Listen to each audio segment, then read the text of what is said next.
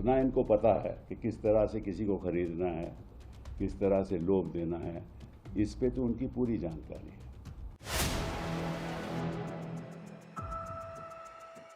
क्या कपिल सिब्बल के पेच से फंस सकते हैं आपके साथ बागी सांसद? इस वीडियो में हम इसी पर करेंगे बात।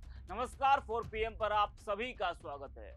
दोस्तों, सियासत में कहा जाता है कि वक्त, ताकत और रणनीति तीनों जिस पार्टी के पास हो वही खेल पलट देती है। और मौजूदा दौर में बीजेपी पर अक्सर यही आरोप लगता है कि वो सिर्फ ईवीएम से खेला करके चुनाव नहीं जीतती, बल्कि विरोधी नेताओं को भी डर दिखाकर अपने पाले में कर लेती है। जैसे ही कोई बड़ा नेता ईडी सीबीआई की जांच के घेरे में आता है, उसके सामने दो रास्ते बचते हैं। या तो वो कानून का सहारा ले या फिर बीजेपी का दामन थाम। ताजा मामला आम आदमी पार्टी का है, जहां एक साथ 7 राज्यसभा सांसदों के पाला बदलने से सियासत गरमाई हुई है। विपक्ष इसे दबाव की राजनीति बता रहा है। जी हां, आम आदमी पार्टी के 7 राज्यसभा सांसदों ने बीजेपी का दामन थामकर देश की राजनीति गरमा दी है। लेकिन अब इस कहानी में एक नया मोड़ आने वाला है, जिससे इन सभी बागी सांसदों को बड़ा झटका लग सकता है। सूत्रों की माने तो पार्टी छोड़कर बीजेपी में शामिल हुए ये सभी सांसद आगे चलकर मुश्किलों में फंस सकते हैं। आम आदमी पार्टी बागी नेताओं के खिलाफ सख्त रुख अपनाने की तैयारी में है, चाहे वो कानूनी लड़ाई हो या फिर राजनीतिक घेराबंदी। न्यूज 18 की इस खबर को आप देखिए, लिखा है कि बीजेपी में विलय का ऐलान कर फंस गए राघव चड्ढा, कपिल सिब्बल ने निकाला पेच, अब उसी पर खेलेंगे अरविंद केजरीवाल।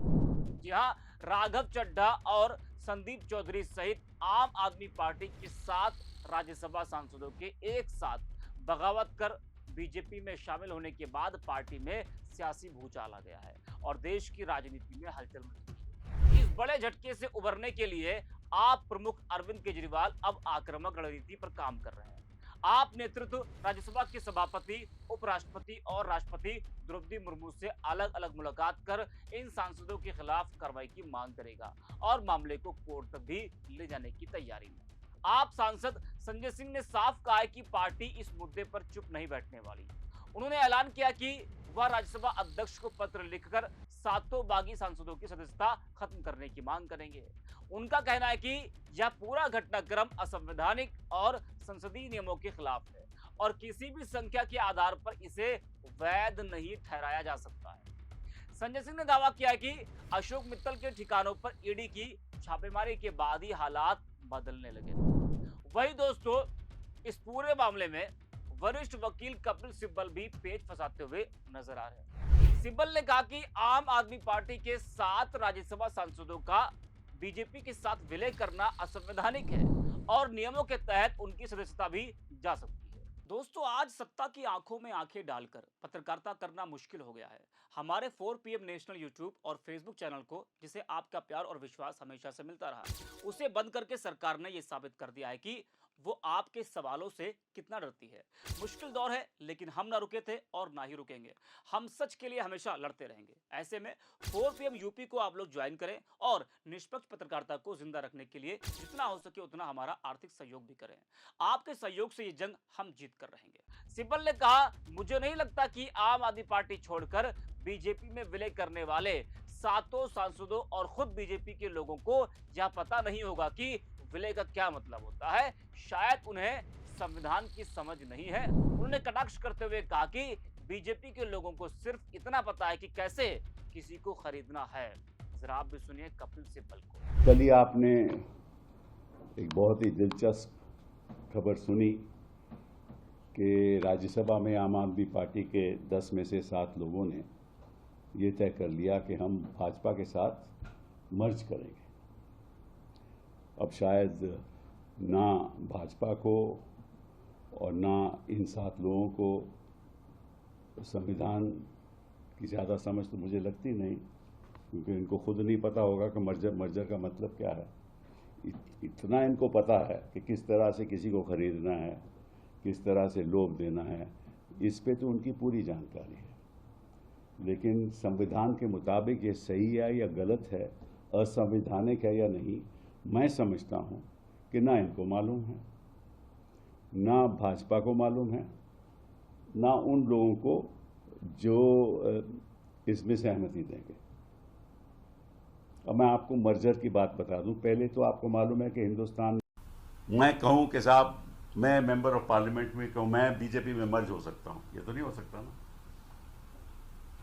ऐसे तो कोई भी मर्ज कर देगा। तो संविधान में लिखा है, 10th शेड्यूल में लिखा है कि सबसे पहले पॉलिटिकल जो राजनीतिक दल है उसको फैसला लेना होगा कि हम इस पार्टी के साथ मर्ज कर रहे हैं। ठीक है, मतलब कि आम आदमी पार्टी को, क्योंकि तो आम आदमी पार्टी की बात है। अगर आम आदमी पार्टी ऑर्गेनाइजेशनल लेवल पे बैठक बुला के रेजोल्यूशन पास करके यह तय कर लें कि हम भाजपा के साथ as a political party merge करना चाहते हैं, ठीक है। एक दूसरे किस्म का मर्जर भी हो सकता है कि मैं और एक और पार्टी मिल जाएं, हम दोनों कहें कि हम मर्ज करना चाहते हैं, दोनों रेजोल्यूशन पास कर लें और नई पार्टी बना लें, ठीक है। तो पहला कदम होगा पॉलिटिकल पार्टी राजनीतिक दल को मर्जर करने का। फिर बात आएगी कि जो सांसद में रोट बैठे हुए हैं, सांसद में हैं, जो संसद में बैठे हुए सांसद लोग हैं, उनका मर्जर कैसे होगा।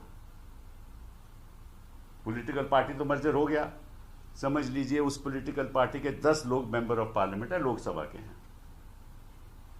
तो अगर वो 10 कहें कि साहब हम तो नहीं करना चाहते, क्योंकि उस समय तो वो मेंबर ऑफ पार्लियामेंट है ना।